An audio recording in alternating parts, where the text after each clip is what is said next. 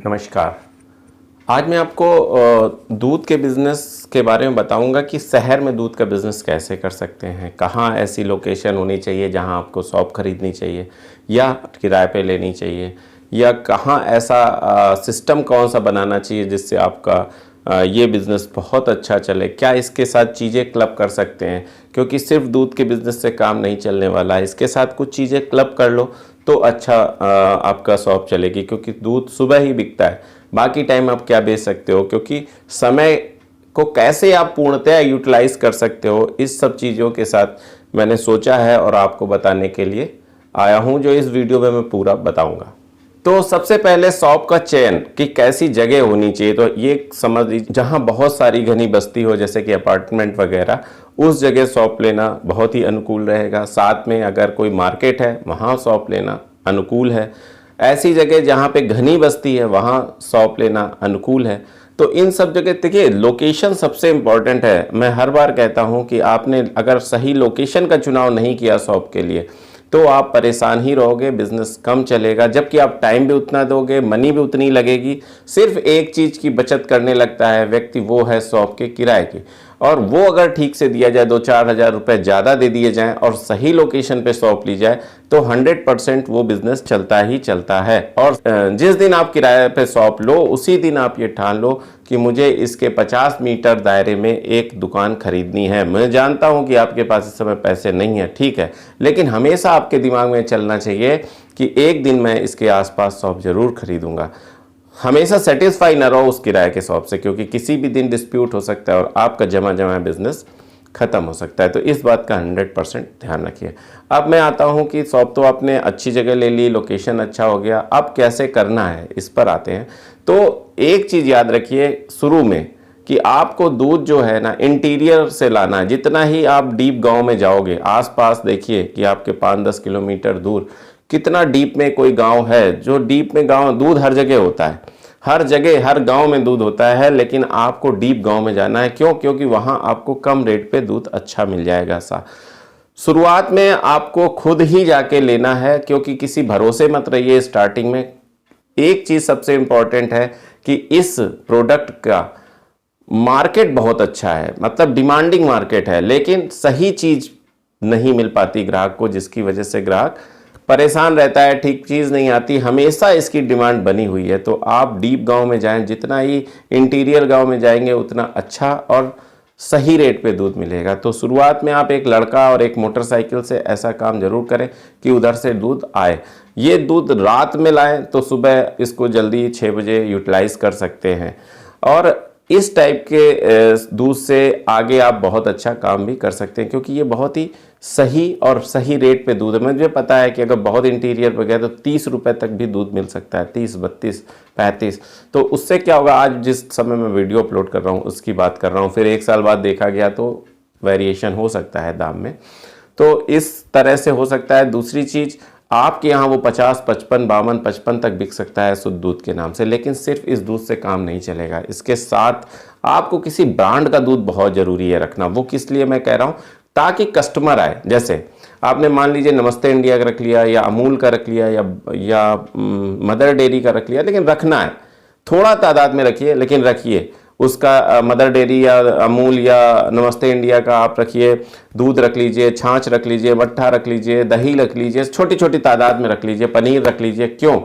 क्योंकि जब व्यक्ति उसको खरीदने आएगा तो आप मान लीजिए वो 1 लीटर दूध लेने आया, तो आधा लीटर आप उसको ये दीजिए और बोलिए सर कि मेरा भी आधा लीटर आप ट्राई कीजिए, इससे बेटर है या इससे अच्छा है, इससे अच्छी ग्रेविटी का है, इससे अच्छा है, इसके अंदर मलाई वगैरह, जो भी एक्सपायरी आपको समझाना हो समझाइए, लेकिन शुद्ध दूध रखिए, उसमें कोई मिलावट न कीजिए। फिर क्या होगा कि जब आपका नमस्ते इंडिया या अमूल या पराग हो या मदर डेयरी वाला दूध वो लेगा आधा लीटर, और अगर आपके कहने से उसने 250 ग्राम या आधा लीटर आपका लिया, और दोनों में जब वो कंपैरिजन करेगा और आपका दूध ज़्यादा अच्छा निकलेगा, तो धीरे धीरे आपकी सेल्स बढ़ने लगेगी।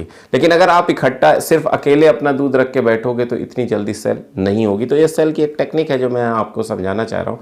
अपना भी पूरा प्रोडक्ट रखिए, अपना भी पनीर रखिए, अपना भी घी रखिए, अपना भी दही रखिए, और उनका भी रखिए जो ब्रांडेड है, और उसके साथ कंपैरिजन करके अपनी भी धीरे धीरे बेचिए, आधा आधा चीज़ें दीजिए, कोशिश करिए कि ग्राहक को ये भी दें और ये भी दें। इस तरीके से क्या होगा कि धीरे धीरे आपकी शॉप अच्छी चलने लगेगी। दूध अच्छा लाइए, दूध अच्छे तरीके से मैनेज कीजिए, ख़राब ना होने दीजिए। इसके लिए एक डीप फ्रीजर होना बहुत ज़रूरी है। आपकी तो शॉप में क्या क्या होना चाहिए, तो डीप फ्रीजर होना चाहिए, फैट मशीन ज़रूर होनी चाहिए। आगे चल के जब आप स्वयं लाओगे तो ज़रूरत नहीं है, लेकिन आगे जब आपका दूध खुद आपके दुकान पे आएगा तो आपको उसको समझने के लिए फैट मशीन ज़रूरी है, कांटा ज़रूरी है, वो आगे आपको प्रोडक्ट बेचने के लिए ज़रूरी होगा। थोड़ा बहुत इंटीरियर डिज़ाइनिंग ज़रूरी है जो आपको कराना होगा। इसके साथ आप क्या कर सकते हैं, तो रैक बनाइए। देखिए सुबह आपकी दुकान चलने का समय 6 बजे से, सुबह से ही चलती है, तो आप सुबह के सारे प्रोडक्ट जरूर रखिए। मैंने आपको क्या बताया, सबसे पहले तो दूध आप बहुत शुद्ध लाइए और इंटीरियर से लाइए, अच्छा फ़ायदा होगा। नंबर दूसरी बात आप कीजिए कि कोई ब्रांडेड दूध जरूर रखिए साथ में, एक ब्रांड पकड़ लीजिए कोई भी, और आप उस ब्रांड का दूध और जो उससे रिलेटेड चीज़ें हैं वो ज़रूर रखिए। साथ में इसी के साथ जब ब्रांडेड दूध जरूर रखिए, उसके साथ साथ आप ब्रेड, जो सुबह का आइटम है, ब्रेड अंडे रख सकते हैं, इस टाइप के जो सुबह के आइटम हैं जरूर रखिए। शुरुआत में थोड़ा कम, फिर धीरे धीरे जब चलने लगे तो ऐसे बढ़ाइए। बटर जरूर रखिए। इसके साथ अगर हो सके तो वेजिटेबल और फ्रूट जरूर रखिए। कुछ वेजिटेबल्स रख लीजिए जो सीज़न की हो, जो आसानी से मिल रही हो, जो सस्ती मिल रही हो, वो कुछ वेजिटेबल रख लीजिए, और कुछ फ्रूट्स रख लीजिए जो सीजनल फ्रूट हो। आउट ऑफ सीजन रखेंगे महंगा होगा और जल्दी नहीं बिका तो फिर आपका घाटा हो सकता है। तो सीजनल फ्रूट रखिए, सीजनल वेजिटेबल, जब ग्राहक आने लगे तब आप variety of the fruit, variety of the vegetables रख सकते हैं। तो ये सब चीज़ें टेक्निक्स हैं जो आपको अच्छा प्रॉफिट दे सकती हैं। कुछ मैगजीन्स रखिए अच्छी, जो मतलब ऐसा कुछ रखिए जो सुबह का पूरा परिदृश्य बना दे, आपकी शॉप पे लोग आएँ कि हाँ यार सब कुछ सुबह का आइटम मिलेगा। तो ये दूध डेयरी जो है ना, मल्टीपल पर्पस के साथ आपके सामने खड़ी होगी और 100% चलेगी। जो मैं ये समझाना चाह रहा हूँ वो इसीलिए समझाना चाह रहा हूँ कि अगर आपने सिर्फ दूध, दही, मक्खन रखा तो शुरू में नहीं चलेगा। फिर क्या कीजिए, जब आपका चलने लगे सब कुछ, तो आप आकलन कीजिए कि आपकी क्या चीज़ ज़्यादा बिक रही है, क्या चीज़ कम बिक रही है। तो उस हिसाब से आप अपने जो चीज़ ज़्यादा बिक रही है उसकी वैरायटी बढ़ाते जाइए, जो चीज़ कम बिक रही है धीरे धीरे आउट करते जाइए। फिर क्या होगा कि एक आप खुद ट्रेंड समझ जाओगे अपने आसपास का कि क्या चीज़ अच्छी चल रही है, और फिर उसकी मल्टीपल वैरायटी ले लीजिए, उसकी मल्टीपल चीज़ें बढ़ाते जाइए और धीरे धीरे आप उस चीज़ को अपनी दुकान में ऑब्जर्व कर लीजिए। जब आप मल्टीपल चीज़ें रखोगे तो आपकी प्रॉफिट भी अच्छा। और जितनी भी चीज़ें मैंने गिनाई है, चाहे वो दूध हो, चाहे ब्रांडेड दूध का आइटम हो, चाहे अपने दूध से रिलेटेड घी हो, मक्खन हो, दही हो, या स्वीट्स हो, खोया हो, मतलब जो भी आप अपने दूध से निकालेंगे वो, तो इन सब चीज़ों को अगर आप रखोगे, ब्रेड हो या वेजिटेबल्स हो या फ्रूट हो, सब में बहुत अच्छा मार्जिन है। यहाँ तक कि मैगजीन्स जो मैंने सुबह के लिए बोली है वो भी बहुत ज़रूरी है। तो जब आप इतनी सारी वैरायटी रखोगे और हर एक में हाई वैल्यू मार्जिन है, तो धीरे धीरे आपका मार्जिन बहुत अच्छा हो जाएगा और आपकी शॉप बहुत अच्छी चलने लगेगी। तो एक चीज़ आप याद रखिए, लोकेशन अच्छी होनी चाहिए। लोकेशन पे ही सारा खेल है। और सुबह 6 बजे आपकी शॉप खुल जानी चाहिए। फिर बंद होने के लिए आप अपने हिसाब से अपना, जैसी आपकी परिस्थितियां हैं और जैसे आप हैंडल करना चाहें वैसे करें, लेकिन ओपनिंग 6 बजे हो जानी चाहिए।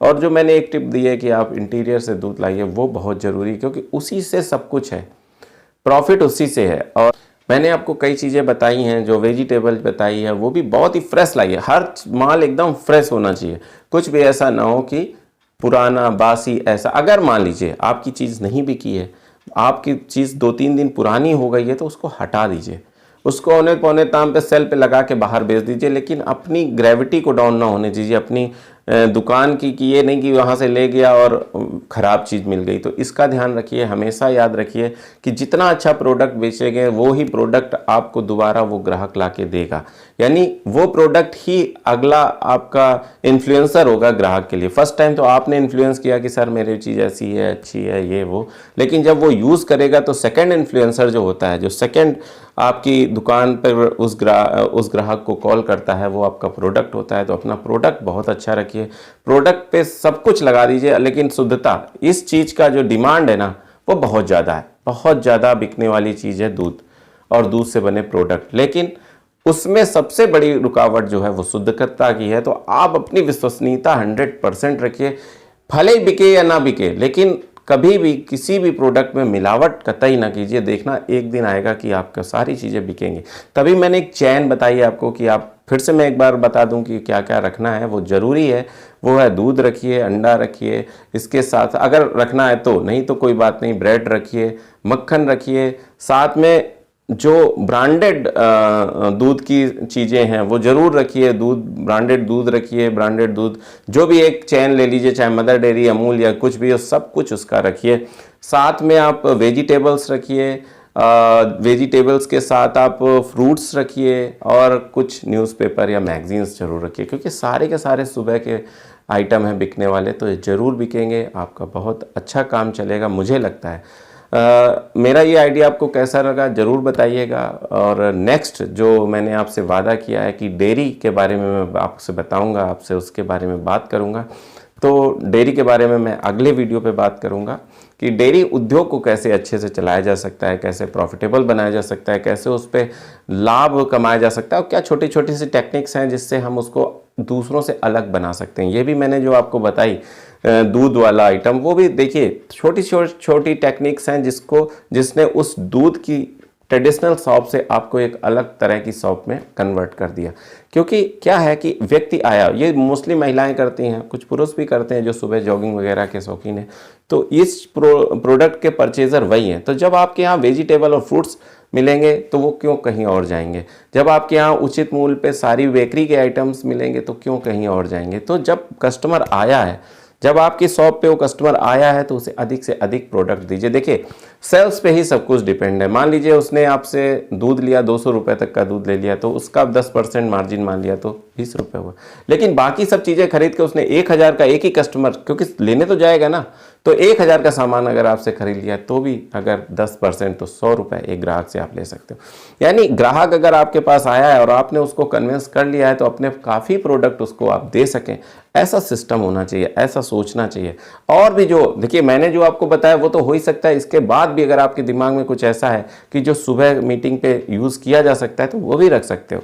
और ये दुकान 100% मैं कहता हूँ ज़रूर चलेगी, क्योंकि ये, और एक चीज़, ये कोरोना प्रूफ दुकानें हैं। कोरोना प्रूफ का मतलब मैं ये कह रहा हूँ कि चाहे जो हो जाए ये दुकान कभी बंद नहीं होती, गवर्नमेंट कभी इनको नहीं बंद करती। आपने भी देखा होगा सब कुछ लॉकडाउन रहा लेकिन दूध कभी नहीं बंद हुआ, चीज़ें जो दूध से रिलेटेड है, वेजिटेबल कभी नहीं बंद हुआ, तो फ्रूट कभी नहीं बंद हुआ। तो ये सब चीज़ें मैंने बताई हैं जो कोरोना के बाद भी आपको मतलब बहुत सफल बिजनेसमैन बनाएंगे। तो मुझे लगता है कि ये बिज़नेस बहुत अच्छा रहेगा आपके लिए।